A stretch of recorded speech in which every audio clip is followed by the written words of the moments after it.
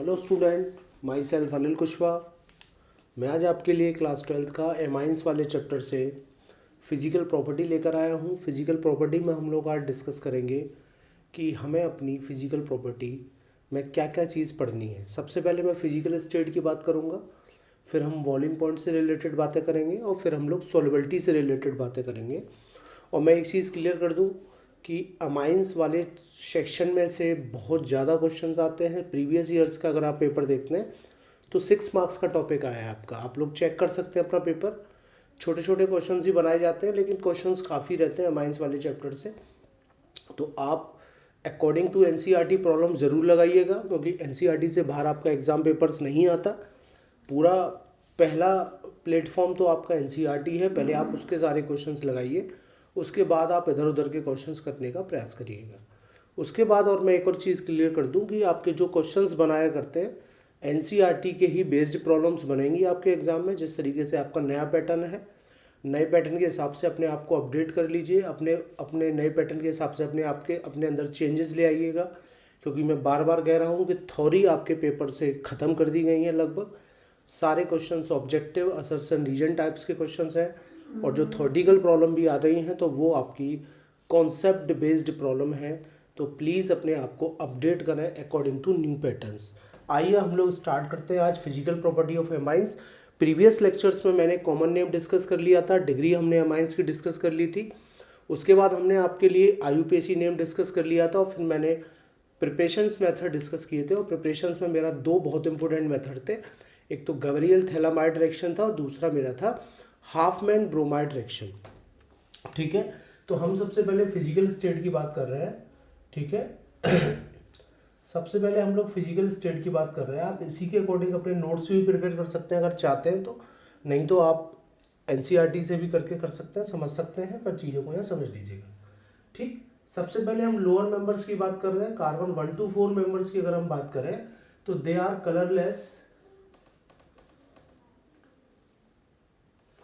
Colourless gases. ये आपके colourless gases की फॉर्म में हुआ करते हैं। अगर हम अदर मेंबर्स की बात करें, C5 टू अदर मेंबर्स लगभग, ठीक है, लगभग C10 के आसपास या C11 के आसपास की बात करें तो ये आपके कलरलेस लिक्विड फॉर्म में हुआ करते हैं। और अगर हम हैवी मेंबर्स की बात करते हैं, ठीक है, एन टाइम्स हम हैवी मेंबर्स की बात करते हैं तो वो आपके कलरलेस सॉलिड फॉर्म में हुआ करता है। तो ये हमारी फिजिकल स्टेट हो गई। क्वेश्चन हो सकता है कि लोअर मेंबर्स किस फेस में रहते हैं, गैसेस फेस में रहते हैं, ठीक है, और लोअर मेंबर्स की अगर हम बात करें, ठीक है, इनकी अमोनिकल स्मेल होती है। कैसी होती है? अमोनिकल स्मेल होती है। ये क्वेश्चन हो सकता है कि व्हाट इज द मिथाइलेमाइन, इथाइलेमाइन, प्रोपाइलेमाइन, ब्यूटालेमाइन का कैसा स्मेल है? अमोनिकल स्मेल आएगा। लोअर मेंबर्स का अमोनिकल स्मेल्स होगा। ठीक है, और अगर आप ठीक है, लोअर मेंबर्स आपके अमोनिकल स्मेल में होंगे और हायर मेंबर आपके मछली जैसे फिशिंग स्मेल आएगी। ठीक है, चलिए, तो ये फिजिकल स्टेट की बात हो चुकी है। आइए, यहाँ से तो मेरा कुछ ज़्यादा पॉइंट नहीं बनते। ठीक है, आइए हम लोग जो मेन टॉपिक है उसकी बात करते हैं। यहाँ से क्वेश्चंस लगेगा, क्योंकि कई क्वेश्चंस बनाए गए हैं आपके लिए, यहाँ से क्वेश्चंस बनेगा। ठीक है, बार बार हमारा चर्चा यहीं पे आके टक जाता है बॉइलिंग पॉइंट के ऊपर। बॉइलिंग पॉइंट मैंने हेलोअल्केन एरीन में भी पढ़ाया था, प्रीवियस वीडियो में जाके देख सकते हैं। एल्कोहल फिनॉल ईथर वाले सेक्शन में भी मैंने आपको बॉइलिंग पॉइंट से रिलेटेड प्रॉब्लम्स करी थी, और मैंने आपके लिए एल्डिहाइड कीटोन्स में भी बॉइलिंग पॉइंट से रिलेटेड प्रॉब्लम्स हम लोगों ने डिस्कस की थी। बॉइलिंग पॉइंट के लिए मैं फिर दोबारा कह देता हूँ कि भाई बॉइलिंग पॉइंट आपका डिपेंड करता है नंबर ऑफ कार्बन एटम पर। ठीक है, नंबर ऑफ कार्बन एटम पर डिपेंड करता है। और एक चीज़ और हमने लिखी थी कि भाई बॉइलिंग पॉइंट आपका नंबर ऑफ ब्रांच चेन के इन्वर्सली प्रोपोर्शनल होता है। ठीक है, नंबर ऑफ ब्रांच चेन के इन्वर्सली प्रोपोर्शनल होता है। मतलब ये चीज़ मैं पहले भी क्लियर कर चुका हूँ कि जैसे जैसे नंबर ऑफ कार्बन बढ़ेगा मॉलिक्यूलर वेट बढ़ेगा, और उसे ब्रेक करने के लिए आपको ज़्यादा एनर्जी चाहिए। या आप ऐसे कह सकते हैं कि भाई जितना ज़्यादा आपका मॉलिक्यूल का क्रॉस सेक्शन एरिया बढ़ेगा उतना ही ज़्यादा वहाँ पे वंडरवॉल फोर्स होगा, और उसको तोड़ने के लिए आपको उतनी ही एनर्जी चाहिए। ये हमारा बेसिक टर्म था, बेसिक हमारा फंडा था। ब्रांचिंग आएगी तो क्या होगा? ब्रांचिंग आने से क्रॉस सेक्शन एरिया आपके कम हो जाएंगे, और उसकी वजह से वंडर वॉल फोर्स भी आपका कम आएगा और उसकी वजह से आपका बॉलिंग पॉइंट ऑफ रेंज कम हो जाएगा। तो ये बात हमने प्रीवियस लेक्चर में भी आपके लिए बनाई थी, कही थी कि बॉलिंग पॉइंट ब्रांचिंग अगर आएंगी तो कम होगा और नॉन ब्रांचिंग होंगे तो उनका ज़्यादा होगा, क्योंकि क्रॉस सेक्शन एरिया पे डिपेंड करता था। ठीक, चलिए आइए, अगर मेरे से कोई कहता है कि सर मेरे पास एक मिथाइलेमाइन है, ठीक है, मेरे पास एक इथाइलेमाइन है, ठीक है, मेरे पास एक प्रोपाइलेमाइन है, ठीक है, एक मेरे पास ब्यूटाइलेमाइन है, और अगर आपसे कोई कहता है कि बॉइलिंग पॉइंट ऑफ रेंज क्या होगा, नो डाउट इस ऑर्डर में बॉइलिंग पॉइंट बढ़ जाएगा, क्योंकि मॉलिक्यूलर मास आपका बढ़ रहा है, बॉइलिंग पॉइंट ऑफ रेंज आपका बढ़ रहा है। क्लियर हो गया? मॉलिक्यूलर मास आपका बढ़ेगा तो बॉइलिंग पॉइंट ऑफ रेंज बढ़ेगा। ओके, ठीक। चलिए, अगर आपसे कोई कहता है कि भाई मेरे पास एक ये है CH3 CH2 CH2 CH2 NH2, एक तो मेरे पास ये है, और CH3 CH3 CH2 NH2, this is butylamine, this is isobutylamine. आप देख सकते हैं यहाँ पे क्रॉस सेक्शन एरिया ज्यादा है, यहाँ पे क्रॉस सेक्शन एरिया कम है, तो हम इसे दिस इज एन ब्यूटाइलेमाइन भी कह सकते हैं, हम इसे एन ब्यूटाइलेमाइन भी कह सकते हैं, और इसे हम लोग कहते हैं आइसोब्यूटाइल। क्या कहते हैं? आइसोब्यूटाइलेमाइन कहते हैं। और एन ब्यूटाइलेमाइन और एन आइसोब्यूटाइलेमाइन में किसका ज्यादा होगा? एन ब्यूटाइलेमाइन का ज्यादा होगा, क्योंकि इसके पास कोई ब्रांच नहीं है, क्रॉस सेक्शन एरिया ज्यादा है।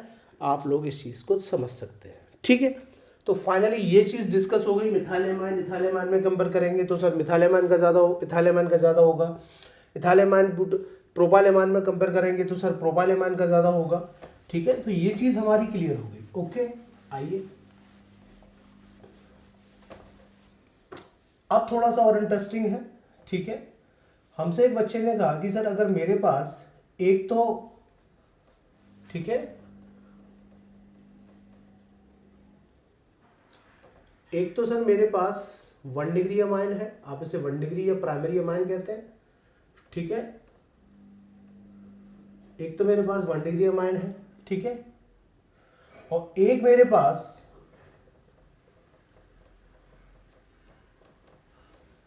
2 डिग्री अमाइन है, या सेकेंडरी अमाइन कह लीजिएगा, और एक मेरे पास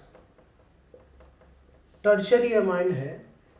और अगर मॉलिक्यूलर वेट की बात करूं तो तीनों में लगभग मोलर मास तो सेम होगा, तो सर किस बेसिस पे हम डिसाइड करेंगे कि किसका ज़्यादा होगा? तो पहले क्लियर कर लें, 1 डिग्री अमाइन के बॉइलिंग पॉइंट ऑलवेज ज़्यादा होंगे 2 डिग्री अमाइन से, ठीक है, और 2 डिग्री के ज़्यादा होंगे 3 डिग्री अमाइन से। एक तो आप ऐसे लिख सकते हैं, या आप ऐसे लिख सकते हैं कि भाई प्राइमरी अमाइन के ज़्यादा होंगे सेकेंडरी अमाइन से, और सेकेंडरी अमाइन के ज़्यादा होंगे किससे?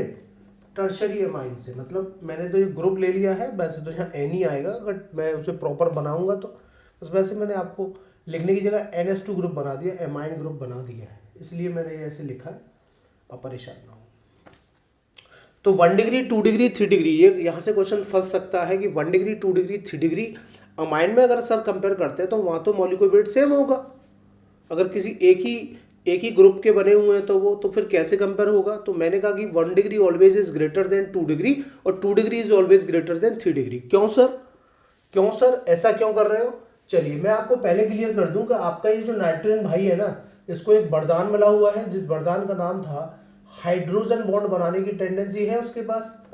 फ्लोरीन, ऑक्सीजन, नाइट्रोजन की अगर हम बात करें, फ्लोरीन की टेंडेंसी सबसे ज्यादा होती है, उसके बाद ऑक्सीजन और उसके बाद नाइट्रोजन। मतलब नाइट्रोजन की टेंडेंसी ऑक्सीजन से तो कम है, लेकिन नाइट्रोजन की हाइड्रोजन बॉन्ड बनाने की टेंडेंसी तो है ही। नाइट्रोजन हाइड्रोजन बॉन्ड बनाएगा, ठीक है, नाइट्रोजन हाइड्रोजन बॉन्ड बनाएगा, आपका एमाइन जो है वो हाइड्रोजन बॉन्ड बनाने के लिए तैयार बैठा है। आप लोग समझ सकते हैं इस चीज को थोड़ा सा इस तरीके से, हाइड्रोजन बॉन्ड बनाने के लिए आपका एमाइंस तैयार रहता है, वो हाइड्रोजन बॉन्ड बना सकता है। और हाइड्रोजन बॉन्ड बनने से क्या होता है, ये बात सारी चीजें हम लोग एल्कोहल में भी पढ़े थे। हाइड्रोजन बॉन्डिंग होगी, मॉलिक्यूल एसोसिएट होंगे, उन्हें तोड़ने के लिए ज़्यादा एनर्जी चाहिए। तो ये चीज़ क्लियर थी कि हाइड्रोजन बॉन्डिंग बढ़ेगी, तो क्लियर है कि भाई बॉन्डिंग पॉइंट ऑफ रेंज आपका बढ़ेगा, ठीक है। तो 1 डिग्री 2 डिग्री 3 डिग्री तो सर ये भी तो हाइड्रोजन बॉन्डिंग बना सकते थे, यस बिल्कुल बना सकते थे, लेकिन मैं क्लियर कर दूं कि 1 डिग्री ही अमाइन ही ज़्यादा प्रॉपर हाइड्रोजन बॉन्ड बनाएगा। आप लोग समझ सकते हैं, मैं इसको ऐसे लिख देता हूं जिससे आपके एक ही बार में समझ में आ जाए कि मैं करना क्या चाह रहा हूं। ठीक है, मैं करना क्या चाह रहा हूँ, ये 1 डिग्री अमाइन है, आप देख सकते हैं वो 2 टाइम हाइड्रोजन बॉन्ड बनाने के लिए तैयार बैठा है। सेकेंडरी के पास तो केवल एक ही हाइड्रोजन होगा, और एक ही हाइड्रोजन होगा तो वो 1 टाइम हाइड्रोजन बॉन्डिंग बनाएगा। और टर्शरी के पास तो कोई एबिलिटी नहीं है, टर्शरी के पास तो हाइड्रोजन बॉन्ड बनाने की कोई एबिलिटी नहीं है, मतलब टर्शरी हाइड्रोजन बॉन्ड नहीं बनाएगा। आपके पास आंसर आ चुका है कि अगर 1 डिग्री 2 डिग्री, ये क्वेश्चन बहुत बार पूछा गया है, बहुत पूछा जाता है ऐसा क्वेश्चन कि 1 डिग्री 2 डिग्री 3 डिग्री अमाइन में कंपेयर कर रहे हैं तो किसका ज़्यादा होगा, तो आप कहेंगे सर 1 डिग्री का ज़्यादा होगा क्योंकि उसके पास टेंडेंसी ज़्यादा है हाइड्रोजन बॉन्ड बनाने की, 2 हाइड्रोजन एक्टिव प्रेजेंट है।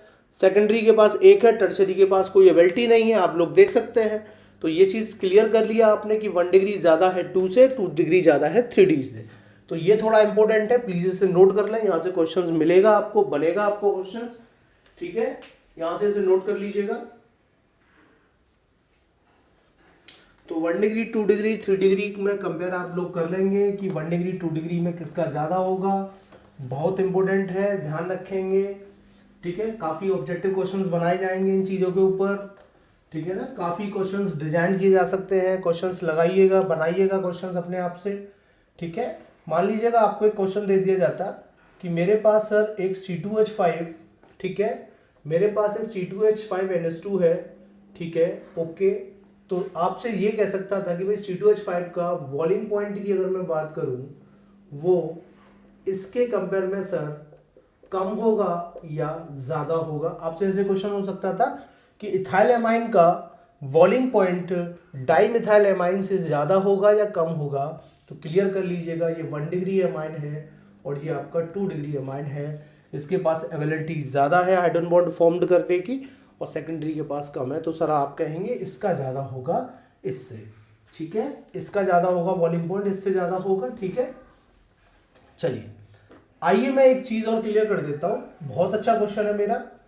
एक आपके पास फॉर्मिक एसिड है, ठीक है, एक आपके पास आपका इथाइलेमाइन है, ठीक है, एक आपके पास इथाइलेमाइन है और एक आपके पास एक इथाइल अल्कोहल है, ठीक है, और एक मैंने आपके लिए ले रखा है इथाइल एमाइन, ठीक है, C2H5NH2, ठीक है। अगर मॉलिक्यूलर वेट की बात करते हैं तो इसका भी 46 होगा, इसका भी 46 होगा और इसका भी 46 होगा। अब आपसे कहा जाएगा कि भाई एमाइन अल्कोहल और एसिड में अगर कंपेयर करते हैं तो किसका बॉइलिंग पॉइंट ज्यादा होगा, तो मैं पहले क्लियर कर देता हूं कि भाई कार्बोक्सिलिक एसिड का ऑलवेज ज्यादा होगा किसी अल्कोहल के कंपेयर में, ठीक है, और अल्कोहल का ज्यादा होगा किसी एमाइन के कंपेयर में। तो ये तो हो गया आपका आंसर, यहां से क्वेश्चन बनाया जा सकता था ऑब्जेक्टिव कि एक अमाइन दे रखा है एक अल्कोहल दे रखा है, किसका ज्यादा होगा, अल्कोहल का ज्यादा होगा। एक अमाइन एक एसिड दे रखा है, किसका ज्यादा होगा, एसिड का ज्यादा होगा। और एमाइन से कम हमेशा होगा किसी हाइड्रोकार्बन का, ठीक है, और एमाइन से कम होगा किसी हाइड्रोकार्बन का, मींस एल्केन का कम होगा किसी एमाइन से। क्यों होगा सर, मैं आपको बता दूं कि आपने एक चीज पढ़ रखी है फोन, फोन मींस फ्लोरीन की टेंडेंसी ज्यादा है हाइड्रोजन बॉन्ड बनाने की, ऑक्सीजन की उससे थोड़ी कम है, नाइट्रोजन की उससे कम है। अगर ऑक्सीजन भी हाइड्रोजन बॉन्ड बना रहा है और नाइट्रोजन भी हाइड्रोजन बॉन्ड बना रहा है तो ऑक्सीजन का हाइड्रोजन बॉन्ड ज्यादा स्ट्रॉन्गर होगा नाइट्रोजन से। आप समझ रहे हैं कि ऑक्सीजन का हाइड्रोजन बॉन्ड ज्यादा स्ट्रॉन्गर होगा नाइट्रोजन से, मतलब ये बात मान लो कि हाइड्रोजन बॉन्ड तो ये भी बनाएगा, ये तो नहीं बनाएगा भाई, हाइड्रोकार्बन नहीं बनाएगा, उसके पास कहां से आ गया negative element fluorine oxygen nitrogen.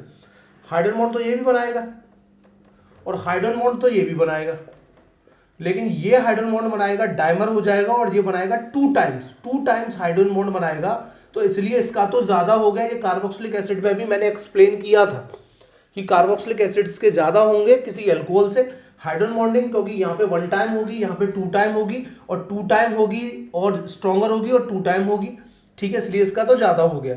Alcohol की बात करूं और यहाँ पे भी तो सर 1 टाइम ही होगी, लेकिन क्या है, ये स्ट्रॉन्गर बॉन्ड बनाएगा, स्ट्रॉन्गर हाइड्रोजन बॉन्ड बनाएगा और एमाइंस के अंदर वीक हाइड्रोजन बॉन्ड बनते हैं। कैसे बनते हैं, वीक हाइड्रोजन बॉन्ड बनते हैं। तो इस तरीके से आप अपनी चीजों को एक्सप्लेन करेंगे, बड़ा इंपॉर्टेंट टॉपिक है, क्वेश्चंस मिल जाएंगे आपको इन चीजों के ऊपर, है ना। मान लीजिएगा कोई आपसे कह देता कि भाई मेरे पास एक 1 ब्यूटेनॉल है, ठीक है, एक मेरे पास ब्यूटेनॉल है, ठीक है, और एक कहता है कि भाई मेरे पास ब्यूटेनामाइन है, ठीक है, ब्यूटेनामाइन है। व्हाट इज द आपसे पूछता कि भाई बॉइलिंग पॉइंट ऑफ रेंज किसका ज्यादा होगा, तो ब्यूटेनॉल का ज्यादा होगा, क्योंकि इसके पास OH ग्रुप आएगा और इसके पास NH2 ग्रुप आएगा, और NH2 ग्रुप वाले का हाइड्रोजन बॉन्ड वीक होता है और अल्कोहल वाले का हाइड्रोजन बॉन्ड ज्यादा होता है। तो आप इस तरीके से चीजों को समझ सकते हैं, इस तरीके से मेरी चीजों को समझ सकते हैं। और एक चीज आप पहले से भी जानते थे कि भाई हाइड्रोजन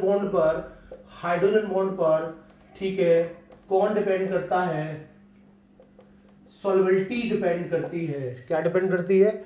सॉल्वेबिलिटी डिपेंड, ठीक है, सॉल्वेबिलिटी डिपेंड करती है। सॉल्वेबिलिटी आपकी डिपेंड करती है कि जितना ज्यादा हाइड्रोजन बॉन्ड बनेगा उतनी ही ज्यादा सॉल्वेबिलिटी आपकी बढ़ेगी, डिसॉल्व होने की टेंडेंसी बढ़ेगी। तो आप समझ सकते हैं एल्केन की सबसे कम होगी, उसके बाद एमाइन की, क्योंकि हाइड्रोजन बॉन्ड तो बनाएगा लेकिन वीक बनाएगा। एल्कोहल की ज्यादा सॉल्वेबिलिटी होगी क्योंकि वो स्ट्रॉन्गर हाइड्रोजन बॉन्ड बनाएगा, और ये तो टू टाइम्स करते हैं, डायमर हो जाते हैं ये लोग तो बेचारे, ठीक है। तो ये क्वेश्चन यहाँ बन सकता था कि किसकी ज्यादा होगी सॉल्वेबिलिटी, ब्यूटेनॉल की ज्यादा होगी ब्यूटेनामाइन से, क्योंकि ब्यूटेनॉल के अंदर जो हाइड्रोजन बॉन्ड्स बनकर आएगा वो स्ट्रॉन्गर होगा, ठीक है। आइए जरा प्लीज इसे नोट कर लीजिएगा, फिर मैं आपसे और आगे बात करता हूं, ठीक है।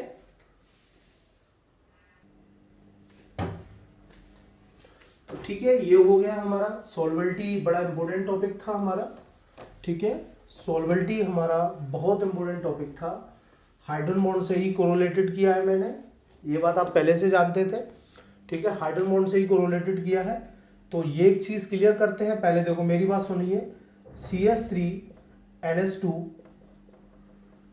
C2H5 NH2 C3S7 NH2 और C4H9 NH2। आप इसे मिथाइलेमाइन कहते हैं, थाइल, प्रोपाइल एंड ब्यूटाइलेमाइन। अगर मैं बॉइलिंग पॉइंट की बात करूंगा तो नो डाउट बॉइलिंग पॉइंट इस ऑर्डर में बढ़ेगा, लेकिन अगर मैं सॉल्युबिलिटी की बात करूंगा तो इस ऑर्डर में सॉल्युबिलिटी डिक्रीज करेगी। क्या करेगी? डिक्रीज करेगी, मींस ज्यादा हाइड्रोकार्बन वाले पार्ट की boiling point of solubility decrease करेगी। क्यों डिक्रीज करेगी आपको मैं बता दूं, क्योंकि ये सॉल्युबिलिटी डिपेंड करती है केमिस्ट्री के एक कॉन्सेप्ट पर, जिसका नाम है लाइक डिसॉल्व लाइक, ठीक है। लाइक डिसॉल्व लाइक के कॉन्सेप्ट पर डिपेंड करती है सॉल्युबिलिटी। पोलर को पोलर चाहिए, नॉन पोलर को नॉन पोलर चाहिए, ठीक है। वाटर पोलर होता है अगर सॉल्युबिलिटी की बात कर रहे हैं। एक्चुअली होगा क्या कि जैसे जैसे आपके मेंबर्स बढ़ रहे हैं आपका हाइड्रोफोबिक पार्ट बढ़ता जा रहा है। अल्काइल ग्रुप के अंदर क्या बढ़ता जा रहा है? हाइड्रोफोबिक पार्ट बढ़ता जा रहा है, ठीक है। हाइड्रोफोबिक पार्ट बढ़ने की वजह से टेंडेंसी लेस हो जाएगी आपकी सॉल्युबिलिटी की। ये इंपॉर्टेंट है, थोड़ा सा ध्यान रखें, ये इंपॉर्टेंट है थोड़ा सा कि मिथाइलेमाइन, इथाइलेमाइन, प्रोपाइलेमाइन में कंपेयर करेंगे तो किसकी सॉल्युबिलिटी ज़्यादा होगी? सबसे लीस्ट अल्काइल ग्रुप वाले की ज़्यादा होगी, क्योंकि उसके पास हाइड्रोफोबिक जो पार्ट है, अल्काइल ग्रुप जो है वो छोटा होगा, इसलिए वो लेस सॉल्युबल होगा, ठीक है। ठीक है भाई, ये चीज़ समझ में आती है, मेरी बात क्लियर हो गया। चलिए आइए मैं एक चीज़ और इसके ऊपर बनाता हूँ, क्वेश्चन सॉल्युबिलिटी से रिलेटेड, ठीक है। सॉल्युबिलिटी से ही रिलेटेड मैं एक पॉइंट और बनाता हूँ आपके लिए, ठीक है। अगर अब आपसे कोई कह देता कि 1 डिग्री अमाइन है मेरे पास, 2 डिग्री अमाइन है मेरे पास, 3 डिग्री अमाइन है मेरे पास, मान लीजिएगा, मैंने तो बस नाम लिख दिया है, ठीक है। अब इनकी सॉल्युबिलिटी कंपेयर करनी है तो 1 डिग्री की ही ज्यादा होगी, 1 डिग्री की ज्यादा होगी 2 डिग्री से, और 2 डिग्री की ज्यादा होगी 3 डिग्री से। आप जानते हैं क्यों होगी? सुन लीजिएगा, क्योंकि ये प्रॉपर हाइड्रोजन बॉन्ड बनाएगा और ये इससे लेस हाइड्रोजन बॉन्ड बनाएगा, ठीक है। और इसके पास तो कोई एबिलिटी ही नहीं है, इसके पास तो हाइड्रोजन बॉन्ड फॉर्म करने के लिए एक्टिव हाइड्रोजन ही नहीं है, तो कहाँ से बना लेगा आप बताइए? टर्शरी के पास तो हाइड्रोजन एक्टिव है ही नहीं है नाइट्रोजन के पास, जिससे हाइड्रोजन बॉन्ड बना ले, तो ये तो नहीं बना पाएगा। तो 1 डिग्री, 2 डिग्री, 3 डिग्री में हमने वॉल्यूम पॉइंट की भी चर्चा की थी, तो 1 डिग्री का वॉल्यूम पॉइंट ज़्यादा था। अगर 1 डिग्री 2 डिग्री में हम सॉल्युबिलिटी की चर्चा कर रहे हैं तो 1 डिग्री अमाइन की सॉल्युबिलिटी ज़्यादा होगी इसी 2 डिग्री अमाइन से। और क्यों होगी वो आपको पता है, हाइड्रोजन बॉन्ड यहाँ पे भी इन्वॉल्व होता है। हाइड्रोजन बॉन्ड के बेसिस पे आप अपना आंसर लगाएंगे, ठीक है। हाइड्रोजन बॉन्ड के बेसिस पर आप अपना आंसर्स करेंगे, ठीक है। ऐसे क्वेश्चन बहुत बना करते हैं, रीजनल टाइप्स क्वेश्चन है हमारे, ठीक है। आइए क्वेश्चन मैं और आपके लिए कर देता हूं। दिस इज इथाइलेमाइन, जिसे आप एलिफेटिक अमाइन कहते हैं, ठीक है।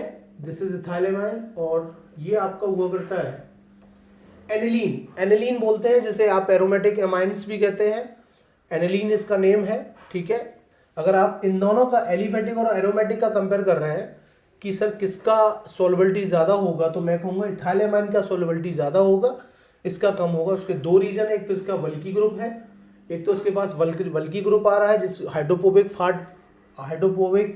पार्ट इसका इंक्रीज कर रहा है, और दूसरा लेस टेंडेंसी होगी इसकी हाइड्रोजन बॉन्ड फॉर्म करने की, ठीक है। लेस टेंडेंसी है इसकी हाइड्रोजन बॉन्ड फॉर्म करने की, ध्यान रखेंगे लेस टेंडेंसी होगी हाइड्रोजन बॉन्ड फॉर्म करने की, इसलिए ये लॉस सॉल्युबल होगा, स्प्रिंगलीवली सॉल्युबल बोलते हैं इसे, ठीक है, बहुत कम होगा, ठीक है। ओके, आज के लिए इतना ही। अगर टॉपिक पसंद आया है, वीडियो पसंद आया है तो और भी स्टूडेंट्स को बताएं, नहीं पसंद आया है तो डिसलाइक करें, कोई दिक्कत नहीं है। Okay, thank you.